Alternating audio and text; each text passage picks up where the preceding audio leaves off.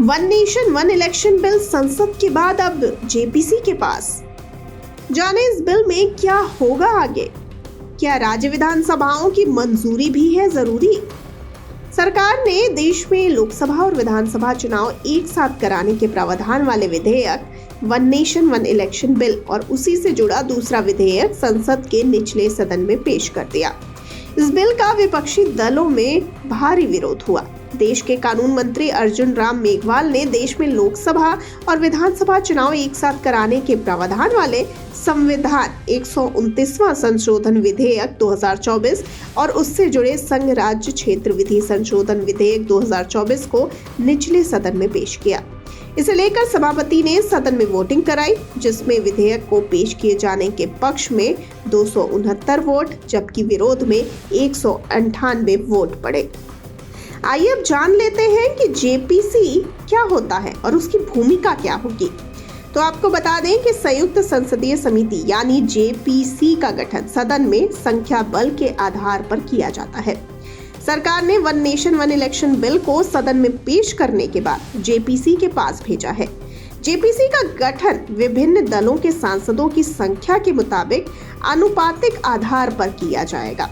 सबसे बड़ी पार्टी होने के नाते भाजपा को समिति की अध्यक्षता मिलेगी और इसके कई सदस्य इसमें शामिल होंगे।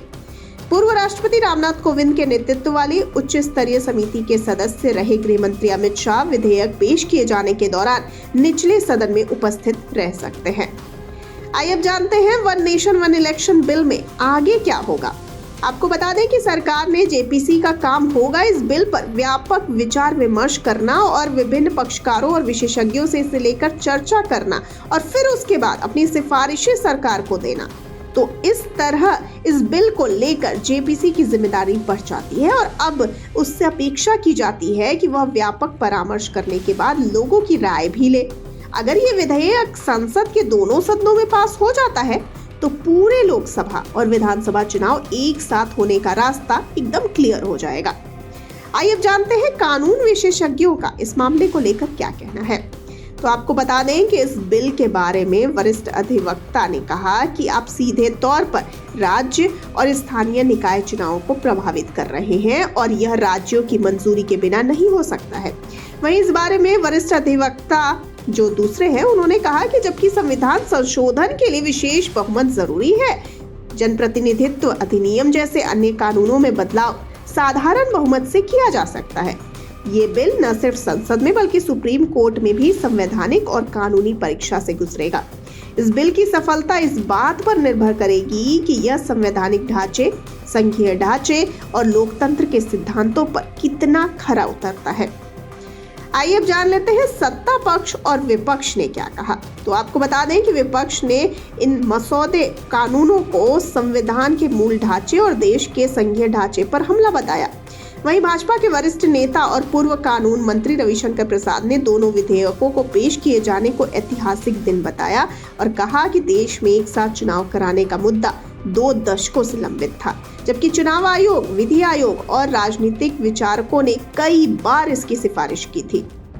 अब जान लेते हैं कि वन नेशन वन इलेक्शन का उद्देश्य आखिर क्या है। तो आपको बता दें कि संविधान 129वां संशोधन विधेयक 2024 वन नेशन वन इलेक्शन लागू करने के उद्देश्य से लाया गया है।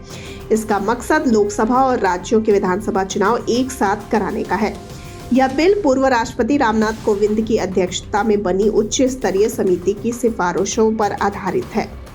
इसका लक्ष्य चुनावी प्रक्रिया को सुव्यवस्थित करना, बार बार चुनाव के कारण होने वाले वित्तीय और प्रशासनिक बोझ को कम करना और बेहतर शासन सुनिश्चित करना है। आपको बता दें कि इस बिल के तहत संविधान के कई प्रावधानों में बदलाव का प्रस्ताव है, जैसे सेक्शन 83 संसद का कार्यकाल, सेक्शन 172 राज्य विधानसभाओं का कार्यकाल और संविधान में नया सेक्शन 82A जोड़ने का प्रस्ताव भी है, जो पूरे देश में एक साथ चुनाव कराने की अनुमति देगा। आपको बता दें कि सेक्शन 360A सब सेक्शन 2 के दूसरे प्रावधान के अनुसार राज्य की विधानसभाओं की मंजूरी जरूरी है। आपको बता दें कि जब राज्य विधानसभाओं के कार्यकाल और चुनाव प्रक्रिया में बदलाव हो रहा है तो राज्यों की सहमति के बिना ये संभव नहीं हो सकता। हालांकि वरिष्ठ अधिवक्ता का ये मानना है कि राज्यों की मंजूरी जरूरी नहीं है, क्योंकि इस बिल में 7वीं अनुसूची में किसी प्रविष्टि में बदलाव का प्रस्ताव नहीं है।